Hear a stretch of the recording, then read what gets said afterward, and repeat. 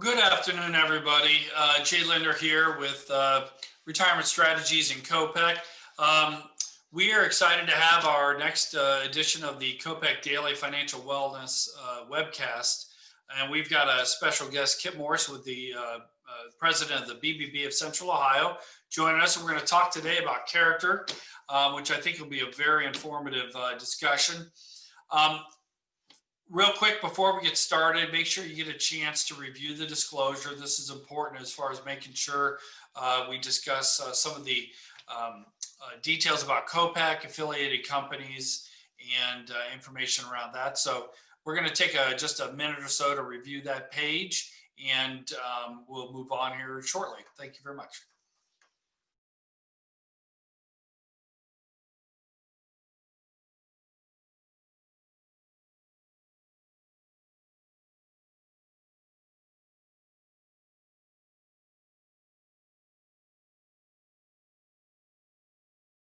Well, to get moving here, I want to go over a little bit about what COPEC is. COPEC is a 501c3 nonprofit organization that was developed back in 2004 to provide additional education to the community at no cost or no marketing, and really provide a resource that people can go to get that additional insight when they want to move in different directions regarding regardless of what the topic is. Over the past 5 years or so, we also started a financial wellness initiative, which really directs some of the education towards the financial area, which breaks it down a little bit more detailed and focused with a lot of the education that we do in the outreach. The education obviously is a big focus of this initiative, but also the resources, the tools, these programs that we're doing now on a regular basis. That's all part of this initiative that we're putting out. For the program today, the daily webcast, we always know that there's some technology issues that happen from time to time.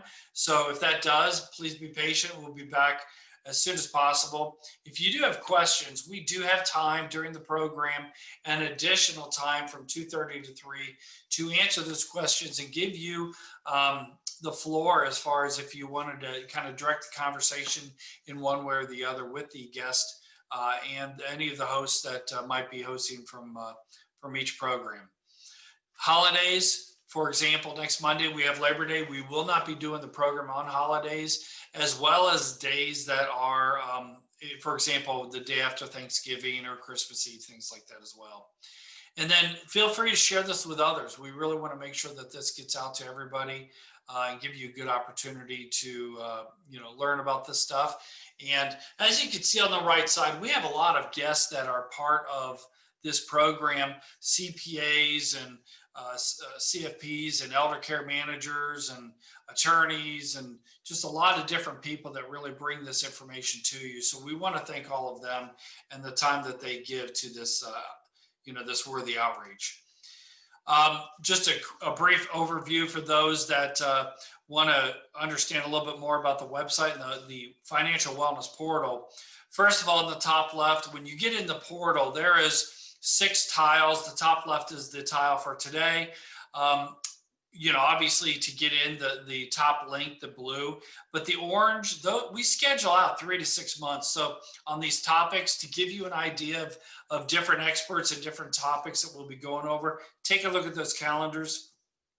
And like I said, we'll keep those updated 3 to 6 months out. This is an example of one of the schedules. So here's September. And so we're on the 2nd of September. So we have Kip in here with us today.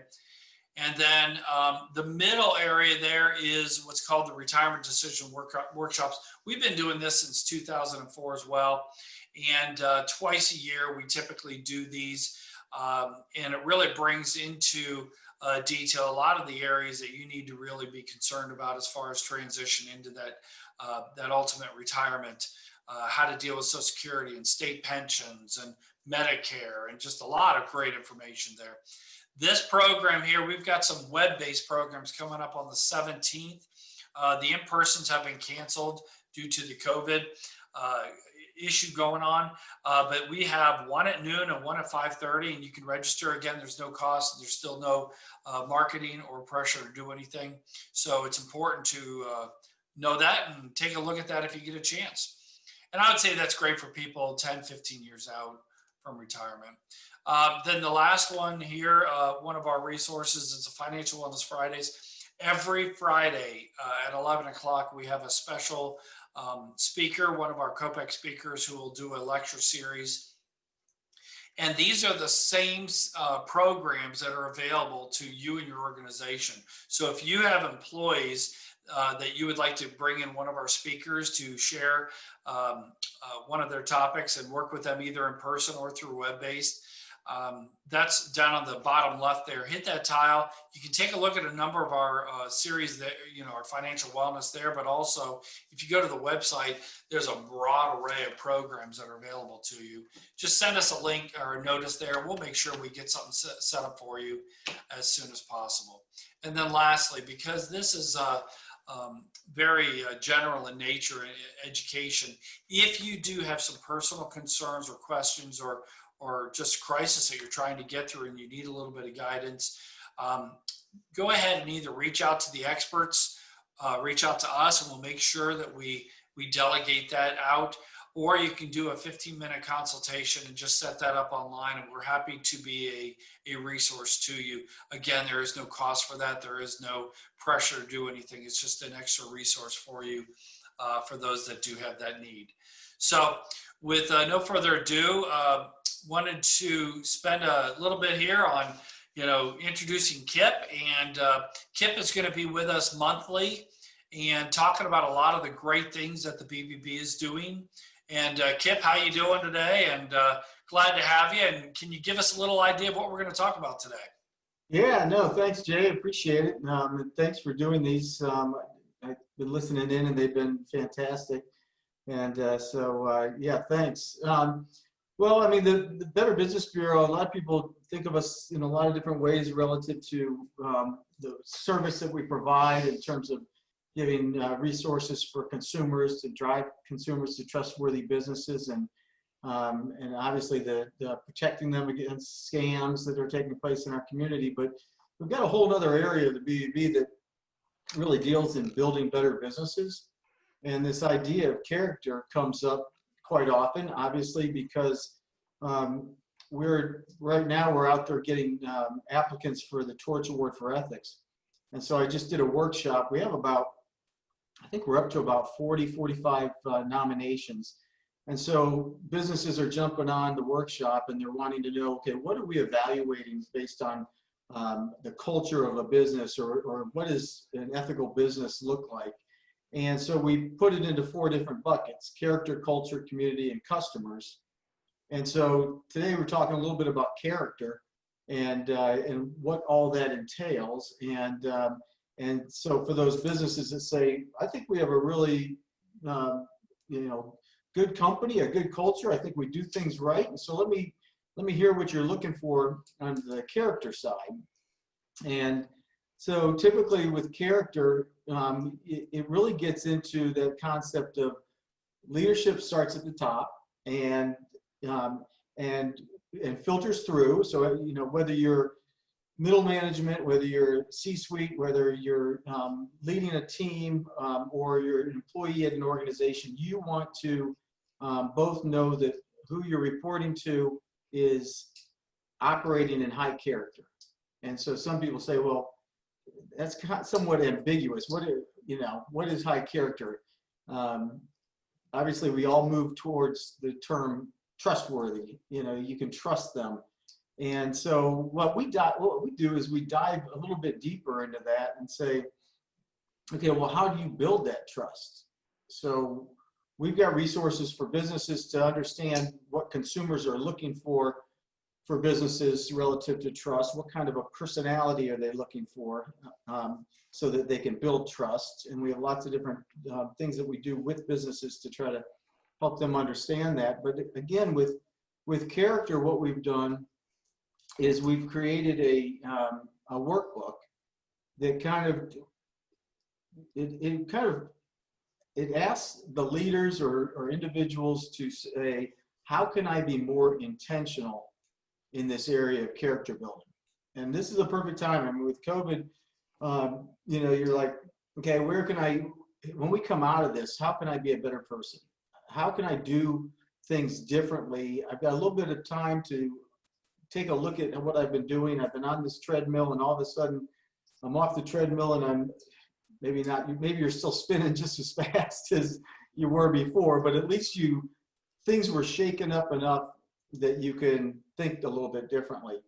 And one of the things that I would encourage people listening to do is to take the time to understand, do you have some sort of a leadership character framework that you're operating under? And, some people, when we have this discussion, some people say, well, quite frankly, my framework is, the way my parents raised me, or my grandparents, or some people say I go to the Bible, or I go to my religion, because that speaks to me in terms of how I want my character to be. Well, from a business perspective, what we've done is we've aligned all 20 different character traits in sync with being a good leader. And so when you do that, it helps you kind of clarify. And so let me give an example. Hey, Kip, can I interrupt real quick there? One of the things that I think is interesting, you mentioned at the beginning of this, the idea that, you guys do a lot in recording when companies go awry, when they don't provide good service, when they act illegally or unethically. And I think what I really think is important for people to understand is you guys are on the forefront of trying to change the culture so that we remove as much of that as possible, which is what you're talking about. If you're hiring a new employee, or if you're hiring a contractor, maybe it's just not what they say they'll give you, but read into what you think their character is as to whether they actually are going to fulfill the way they say they are. It's one thing to promise, it's another thing to deliver. And I know from my perspective, a lot of times you can almost teach people to do stuff, but if you don't hire good character, it almost doesn't matter. So sometimes I find character almost overrides some of the technical side, because you can teach that. But to really, when you're hiring, or when you're bringing a contractor or dealing with anything in the public, and I love the idea of how you really are on the forefront of, let's fix the problem from the front end so we have less on the back end, which I know from our conversations, there's a lot of the back end problems that are happening too. So you're kind of getting squished from both sides there. Well, I think, yeah, we do. We push real hard on the hire for character. And the biggest, statement we make on that is, take a look at the last 10 or 15 people that have left your company. I bet you 99.9% of those were character related, not competency. And so that's, if you focus on that and you say, well, you're right, it wasn't competency.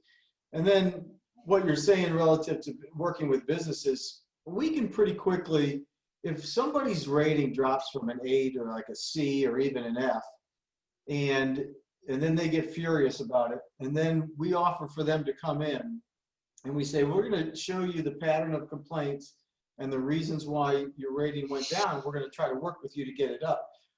We can figure out pretty quickly that, one, if they don't really have an interest in doing that, or if they come in with a real bad attitude, it's typically a character issue. It's not competency. They're fully capable of doing the job. They've set up policies improperly. They've set up commission structures improperly. They don't have the proper channels.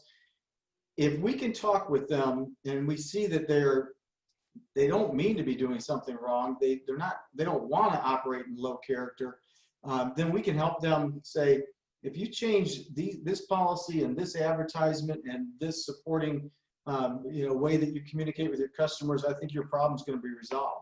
And we've seen it time and time again. And then they realize that we're not out to get them, we're out to assist them. And we do that a little bit with that carrot, in the sense that consumers are telling us you're not operating in high character. And if you want to be, then there's some policies that need to be changed. So yeah, we do get pushed from both ends, no doubt. But but I think it's also really good that people continue, which is the torch rewards and a lot of the things you do as far as, let's educate and grow on how to be better businesses or better employees or better, like you mentioned, religion or family or whatever it might be, and how you can grow that from the front end versus just putting out fires only. Well, if you start it from the front end, it'll alleviate a lot of that back end problem side as well. Yeah, I think one of the best feedback we get from businesses that go through the application process for the torch award for ethics is they say it forces me to look at like all different areas of our business and say, how intentional have we been? And we, from that feedback, we actually developed a trust score. So we've got bubtrustscore.org, and you can go there and actually take your business through an evaluation of those 4 different buckets. And you're going to get feedback from your employees that say, I think we have a leadership issue, or I think we don't do enough in our community, or I don't think we communicate very well with our customers. You're going to hear that feedback, and you can focus on that and constantly improve and do it on an annual basis. So right. it takes some attention. We use the word intentionality a lot because you can get busy doing everything that you've been doing. And unless you're really intentional about wanting to make change or improvement in a particular area, then it's just not going to happen. Right. So you were mentioning that there's some, either a book or what were you mentioning earlier? Well, we've got a workbook that we can send it out to anybody interested with the PDF. And the neat thing about it is it actually it's got the character framework, so you know kind of what we're talking about. And then it actually has a self-assessment for leadership character, so you can run yourself through it. And one of the things that it provides is a little bit of a rubric. So it gives you an idea of, when you talk about seeking wisdom, let's say, the negative side of that is if you're self-righteous and opinionated, and the balanced side is you're principled, prudent, and humble. Now, the other side of the negative is you're foolish, ignorant, and naive. So the idea is that it's a rubric. And you don't want to just say, I'm always seeking wisdom. I always you look at it and say, okay, I've got a situation I need to address. How am I addressing that? Am I thinking I have all the answers? Am I self-righteous? Am I opinionated? Think about everything that's happening in our community right now. Rather than be extremely opinionated and say, I'm going to get my opinion across to everybody, are you going to be more balanced, and are you going to be seeking wisdom and be humble and principled? So those are the types of things that it helps train the brain to understand that none of us are perfect. It's all kind of on a journey.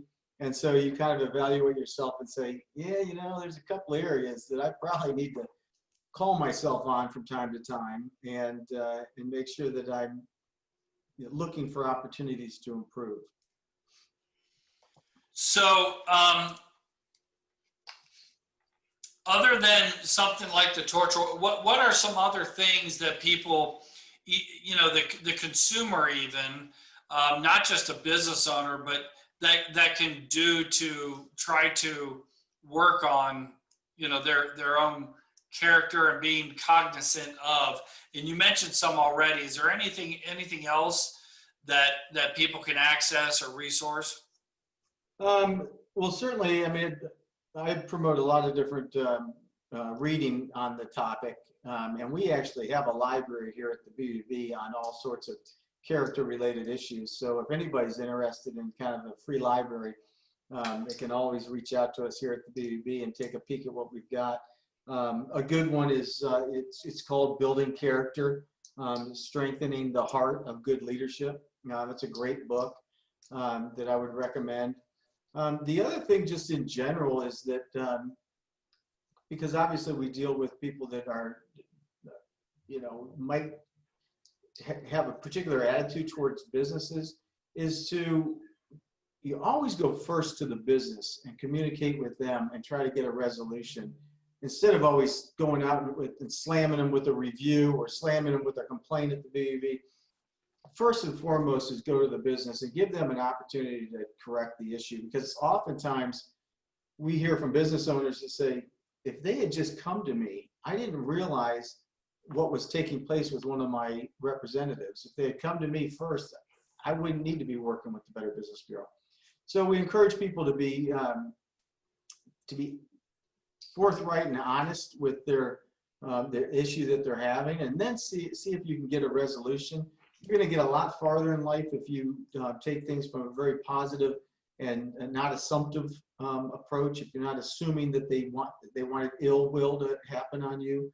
If you say, hey, this is what's taking place and this is how I feel about it, and if they come back and say, too bad, you signed a contract and I don't care that you've got a roof that's leaking, that's where we can step in and we can assist you and get it to the right people.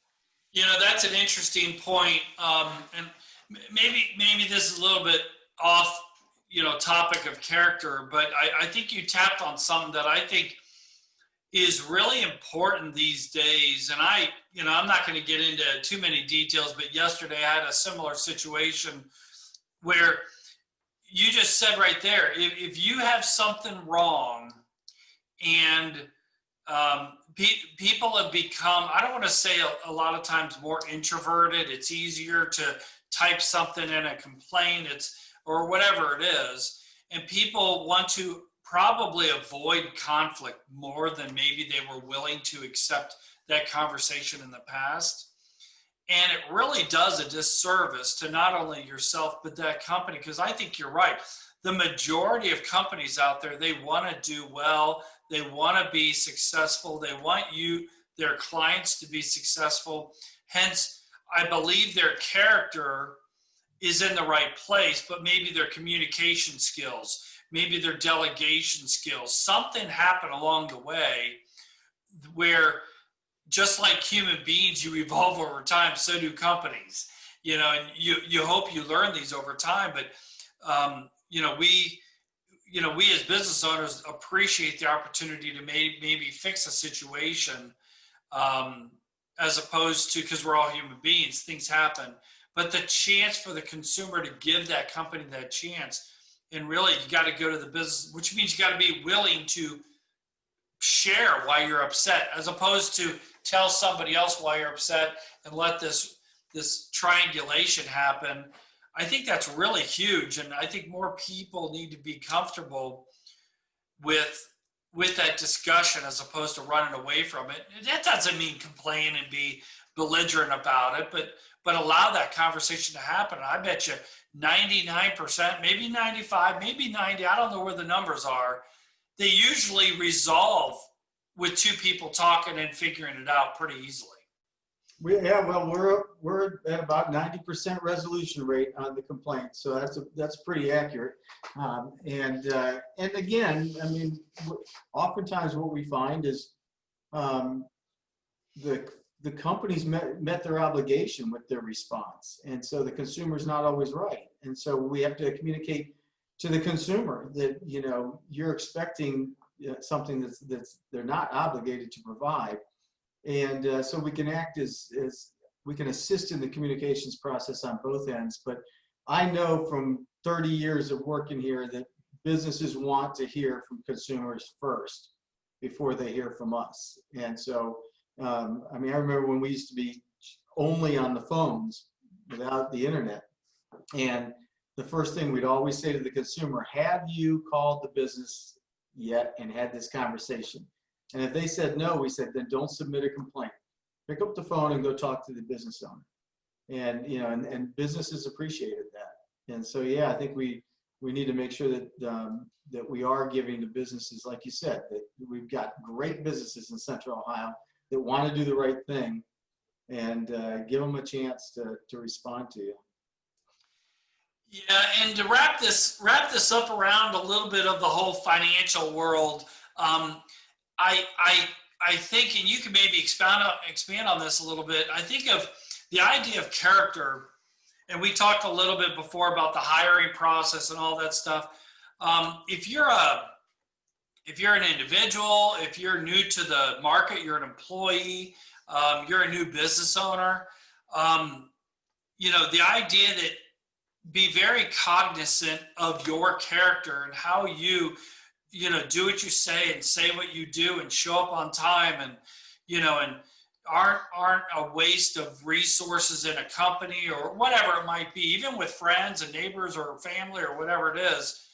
The idea of being, introspective of your own character and how to evolve that, much like going back to school, much like starting a business, I bet has a very strong foundation as to what your life income is going to be, of your life success, of the way clients might stay with you, the way you might get a promotion in a business, right? Why did John get it and I didn't? I'm just as capable. Well, maybe John or whoever this is might show more dependable ethics or character or whatever that upper management or C-suite or the business owner feels that they can rely on and count on. So really becoming aware and growing and being cognizant of that, and having groups like yours really continue to share this, that it isn't just that you showed up. And I know a lot of times there's a rule, just show up and it's amazing how successful you can be. But when you have a room of others, that character and that evolution is really critical. Well, I think, the biggest message is if you are seeking a job or a promotion, then you better do an audit on your resume or your LinkedIn profile, and you better make sure that it sings something about how you stand relative to character. What are you passionate about? And it doesn't just have 99% competency, because you're going to be compared with everybody else that has that competency, whether it's accurate or not.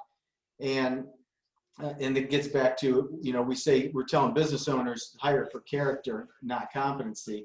Well, if you're in an interview, you better be able to convey that. We hired one of our graphic designers a few years back, and we got it down to 3 different people, and we gave them a project to basically take their resume and turn it into an infographic. And this individual turned it into an infographic based on character in alignment with the B2B principles.